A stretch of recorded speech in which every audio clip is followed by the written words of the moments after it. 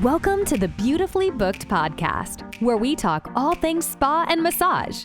Adeena Wagner and Elicia Crook are like-hearted businesswomen that connected from across the globe to collaborate on all things beauty, body, and business. They now work with business owners all over the world to run better businesses, make more money, and most importantly, live life on their terms.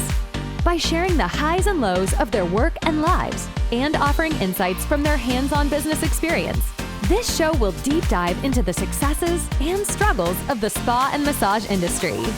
Now, here are your hosts, Adeena and Elicia. Elicia, I'm so excited to hear your story today. You have shared it with me a few times, and each time I'm just honestly in awe of you. Why don't you tell the listeners how you got started in massage? Thanks, Adeena. I got started in massage pretty early because I was diagnosed with scoliosis as a teenager. So I had curvature of the spine, and it was, by the time it was diagnosed, it was too severe for a back brace. So I needed to have major back surgery, and I had that at 15. There was a 2-year waiting period between the surgery and the diagnosis. And in that time, I had lots of massage, partly because it was uncomfortable and painful, but also because I didn't look like my friends. And I grew up in a beachside area in Ocean Grove in Victoria, Australia. And, my friends were wearing bikinis and bathers, and I didn't look like what they looked like. So massage for me wasn't just about, being able to just feel good in my body, but it was actually about me feeling okay with who I was, even though I looked and felt a little bit different from those around me, which got me really curious into massage as I progressed through my schooling years.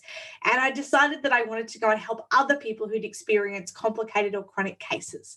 So I left school early and went and got a job full-time to pay for my massage course, which I did. And then I started just working as much as I could. I worked at a day spa. I worked at a chiropractic clinic. I worked at a gym, anywhere I could to just get experience and to be able to, get experience under my hands and get my hours up. That's basically how I got into massage.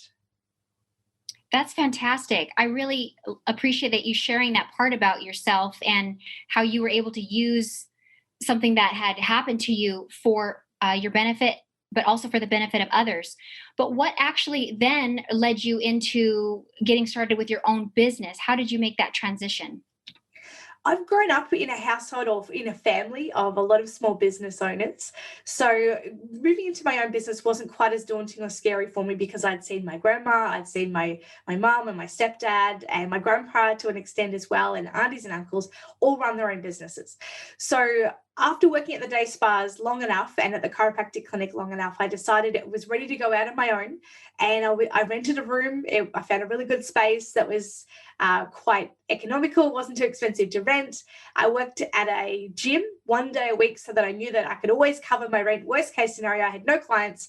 The income I had from the gym would always cover my rent. And I started out. I was very blessed to be married to a marketer and digital marketer and web developer, which, although I did my own marketing for my clinic, certainly helped in terms of having conversations over the dinner table about what was happening, what was normal, what people were doing. And so what we would talk about over the dinner table actually helped me and allowed me to be able to grow my client base quite quickly and very consistently. Within 12 months, I needed to hire my first staff member. 12 months later, they were only seeing one person because running a great clinic and being busy yourself is not the same skill set as managing and leading a team of people.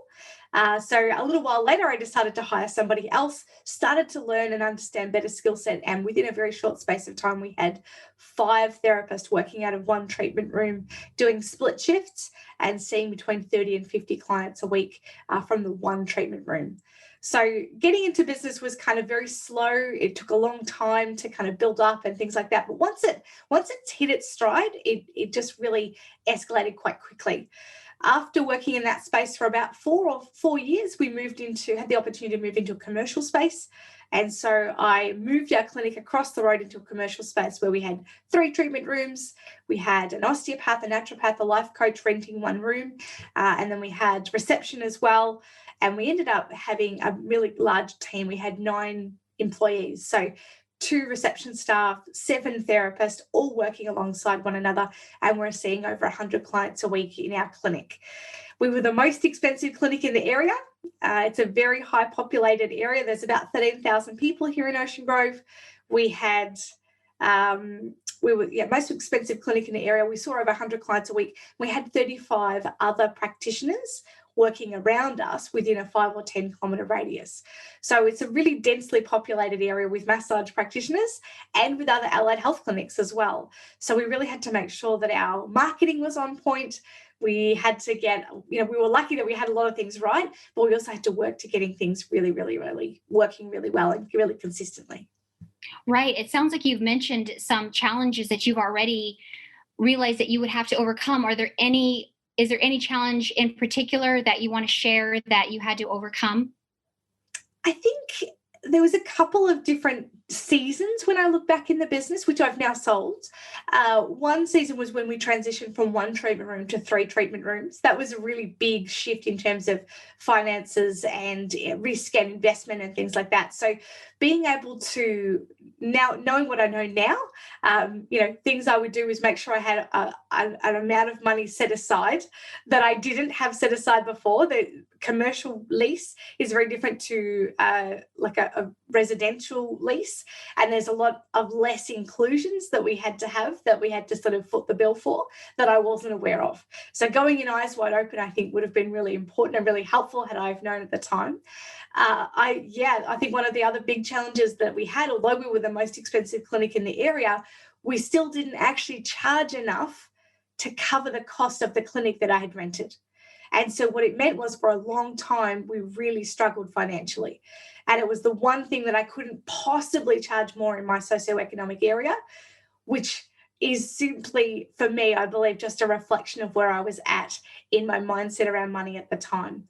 And I know, working with hundreds of people now, that whatever you choose to charge, people will pay, as long as you are standing in integrity in what it is that you're doing. You are able to give people the outcome they want, and that your marketing is a reflection of what it is you offer in the clinic. And I think had someone have had that conversation with me and helped me work through that, I think the clinic would have been in a very, very different scenario. Absolutely. And so you talked about the people that you work with now and that you sold your business. So how did you transition into coaching? I transitioned into coaching because I was having business coaching myself and I could see the benefit of it. So I had an existing team as I started to get business coaching, and we worked on things like mission, vision, and values and systemization and creating a great culture. And it was amazing. And I thought, no one's teaching this to massage therapists. Like, people need to hear this. People that are in my industry need to understand how they can do this as well. And so I kind of had this moment of going, well, if no one else is doing it, I guess maybe I could. So I went and I studied coaching, and I worked on my business even more to get it working even better and even better. And then made a decision that I would step into online coaching. I knew that if I'd already spent 16 years in a treatment room working one-on-one, face-to-face with people, and I knew that if I was going to change my business model, I wanted to be able to scale it much quicker than that. And so I did. I created a 6-week program where I worked with people. And so I was working full-time in the clinic. I was doing a course to help me create this program and selling it and then delivering it as well. Pretty intense season of life. But from that, we got really incredible results with clients and really helped them to be able to create, get more clients, not get burnt out, charge what they're worth, create the right systems, get their mission, vision, and values sorted. And it was amazing. It was really, really powerful time, and sort of gave me the confidence to be able to go, I think I'm ready to step out of the massage side of things and focus solely on the coaching side of things. I do have a beautiful family as well, and I do like to see them from time to time. So running 2 businesses simultaneously was quite a lot of work and energy. So it was really amazing to be able to do that. And I think that it probably took about 6 to 12 months to transition from massage into coaching, and then decide to sell my business. That's fantastic. Thank you so much for sharing your journey and your story. I'm sure that's going to be very inspiring to so many of our viewers and watchers. So thank you so much. Thanks for having me. So Adeena, we would love to hear all things about you. I know that you and I have had many conversations, which is great. And I can't wait for our listeners and viewers to be able to hear the story behind who you are. So we'd love to hear how did you get into the industry that you're in at the moment? Yeah, so I got into the skincare industry back in 2010. To be honest with you, I've always been into beauty since I was a little girl. I come from a Hispanic family, and I remember watching BET and MTV, and my mom and my aunt, get dolled up and beautiful and facial masks and things like that. And so I was always kind of interested in this field of beauty since I was a little girl. But one of the main reasons I got into it, to be honest with you, was on my 7-year wedding anniversary. My husband and I went to a spa where we got facials for the first time. I did not even know a facialist or a licensed esthetician existed. And it was so life-changing for me, because what most viewers don't know is that I've struggled with my weight and anxiety and depression, and body image since I was a little girl. And so when I went there, I felt beautiful. I felt relaxed. I was so intrigued by how someone could go to school for this, and wanting to be my own boss was kind of something that was always interesting to me since I was a teenager, and wanting to own my own business. So I decided to go right into beauty college. And from there, I worked at a medical spa and quickly ran the ranks to the top esthetician there. And once I got told that I could not have any more raises, that was the push out the door that I needed. That was sometimes how sometimes your biggest no is the biggest yes for your life. And when you experience that no, it feels devastating. Like, why is this door closed? And for me, it was the push that I needed to take my life into my own hands, to realize I will never be happy working for someone else. I will never have enough time to be with my family, to work the schedule that I want to implement the kinds of changes for my clients, the care and the attention that I'm truly passionate about, unless I go work for myself. So I did go out on my own and start my own business. Amazing. What an incredible journey. That is so beautiful. So tell us a bit about, what was it like going from being the top esthetician to then working for yourself? Tell us a bit about that transition. The transition is extremely scary, because you're leaving a well-paid job where your income is like clockwork. You get to clock in, you get to clock out. Your clients are obviously brought to you. You're on the schedule. It is a whole nother ball game, as you and I both know, working for ourselves, and now being coaches, that the marketing, the mindset, the strength, the energy that it takes to manage all of these things and to have your own business. Especially in my case was that there were about 25 within a block to 1 mile radius estheticians, and the beauty colleges were cranking out estheticians like crazy back in 2008, 2010. And I had that decision to be like everybody else and charge what they all were charging. So that's how I started. I started renting a room from a chiropractor, and had zero clientele, and was a bit of a discount diva. And I mean that in tongue in cheek, that I thought the only way to get ahead was to have low prices, because I didn't really value myself. I didn't really value my education, my knowledge, my time, my expertise. And I attracted those kind of clients that really didn't value me as well. So it was quite a journey and a struggle. But I'm so thankful that also was another no. It was the no of, this isn't working. And so what are you going to do to change this? If you continue to do what you've always done, you're going to continue to have what you've always had. And what I was continuing to have, Elicia, was burnout. I was struggling so bad. I was, honestly, I kind of hesitate to share this story, but I've talked to you privately about it. And I guess I'm going to just lead into this, but the crux of the matter was to change everything that was happening in my life, because I was so burnt out and so overwhelmed with all the ins and outs of running a business, that I had a full-blown panic attack in front of my children.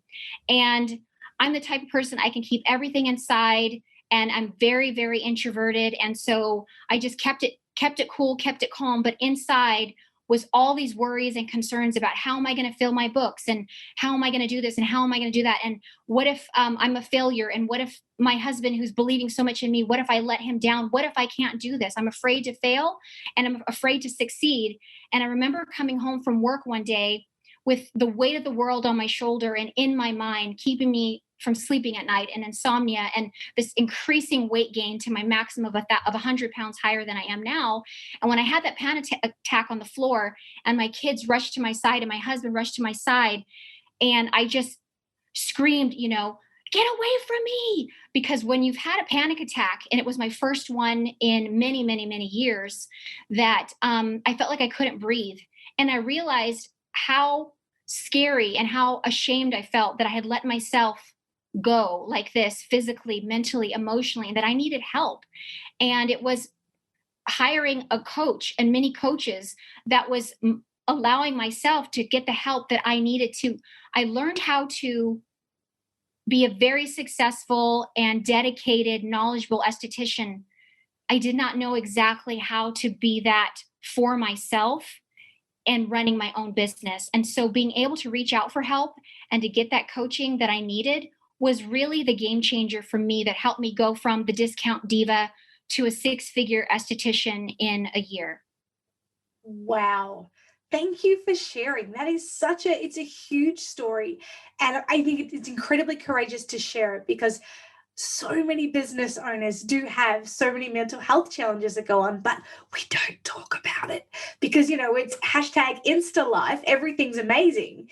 And yet underneath the surface, I think there's business trauma, there's mental health, there's addictions, there's so much things that go on, and we have the opportunity to move through them and overcome them. So thank you for sharing your journey with us today. Tell us a bit about that 12-month period. What was some of you've talked about the challenges you've experienced, and what were some of the things that you did, that you went from discount diva to 6-figure? What were some of those big things that you changed? Some of the big things that I changed for myself was I decided what was working just wasn't working. So what did I have to lose? If I was already going to lose, my peace of mind, my time with my kids, being home, but not being really present, because now I'm working on the back end office stuff of, the marketing, the branding, the things that I really had to change was let's start with branding. I had to brand myself as that knowledgeable, licensed esthetician who specialized in certain techniques, right? And who deserved to have higher prices. I also decided to believe in myself in a more great way. Like, listen, Adeena, you only have one choice here. You can put your tail between your legs and go back to your high-paying medical spa job and say, hey, doc, it didn't work out. Can I come back to work for you? Or I could make those changes with my brand, with my marketing, with my mindset, and raising my prices and working the hours that I wanted to work. One of the things that my husband and I had a conversation about was not working Saturdays anymore, lowering my hours and raising my prices. And that was really, really scary, because you would think if you raise your prices and you close your doors, you're going to make less money. I can't explain to you how or why it works, but it's what I teach my clients to do so they can work smarter and play harder. But it is this complete enigma. But those are some of the things that I had to do to make that shift into a 6-figure beauty business without burnout. Amazing. Absolutely amazing. And so then how did you transition into coaching? How did you go from this amazing, living life on your terms, way better boundaries around time, making lots of money? What then made you decide to step into coaching? There was a couple things that had me step into coaching. One of the things was I belonged to a group of very successful estheticians, and they were constantly private messaging me and asking me, what am I doing? Because I was having greater, faster, higher gains, so to speak. So that was kind of like, and my husband would say, wow, you should be a coach. You have all these women asking you all the time. And I'd say, no, I can't do it. I don't think, I'm worthy. What do I know? Right. The same thing the kind of the same metamorphosis that I experienced when I shifted from the low end esthetician to the high end esthetician. I had to have that same mindset shift from that place in the knowledge that I've offered, the experience, the transition from super out of control, super stressed to high success. The other thing that I remember that helped me get into coaching was that I kind of hit this point in my business where I was already making six figures like clockwork, year 6, 7, 8 in a row. And I remember working on one of my clients and feeling something in my heart that was just like I wasn't reaching my full potential. I can't explain it except that it was something for me. And as I was working on her, in my mind, I remember saying, God, I'm working in transforming skin, but there's something in me that wants to make sure I'm making a difference and leaving a legacy and having lasting transformation. I remember that being my prayer. I want to make not just superficial skin transformation, which I absolutely love and passionate and very, very good at, but I want to have more of a lasting, almost like a spiritual transformation. And so I did pray and ask God, what is it that I can do that will help me diversify my income and share this knowledge and share this gift of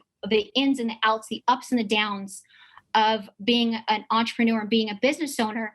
And just as plain as you and I are standing here around the 7th night, in the middle of the night, I heard the word coaching. True story. Same way, I forgot to share this, but rewind, 12 years ago, I had that same prayer. What am I supposed to do? My son, my youngest child is 17 months. I don't want to go back to work at a desk job.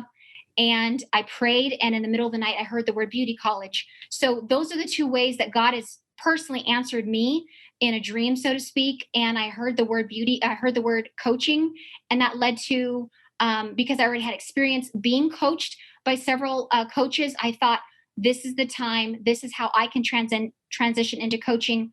So my husband and I created a 9-week program to help people go from burnt out to beautifully booked and beautifully paid.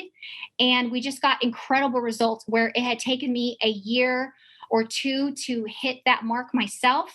My clients were hitting it in 9 weeks, 6 months, and 1 year at maximum. So it was a fantastic transition. And I did juggle both a spa and a coaching business simultaneously for 4 years. And then gave a lot more attention as I sold my business and gave my full attention to the coaching business. And I'm still doing that today. Wow.